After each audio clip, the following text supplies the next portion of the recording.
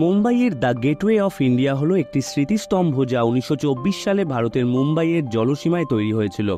1911 সালে 2রা ডিসেম্বর মুম্বাইয়ের অ্যাপোলো বান্ডারে ভারতের সম্রাট পঞ্চম জর্জের আগমনের স্মরণে গেটওয়ে অফ ইন্ডিয়া নির্মিত হয়েছিল। এটি ছিল একজন ব্রিটিশ রাজার প্রথম ভারত সফর।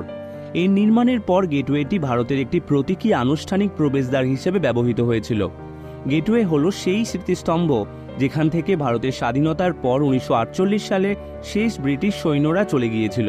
এটি তাজমহল প্যালেস এবং টাওয়ার হোটেলের বিপরীতে একটি কোণে ওয়াটার ফ্রন্টে অবস্থিত। 1924 সালের 4 ডিসেম্বর গেটওয়েটি নির্মাণ শেষ হলে তৎকালীন ভাইসরয় রুফাস আইজ্যাকস দ্বারা জনসাধারণের জন্য উন্মুক্ত করা হয়েছিল।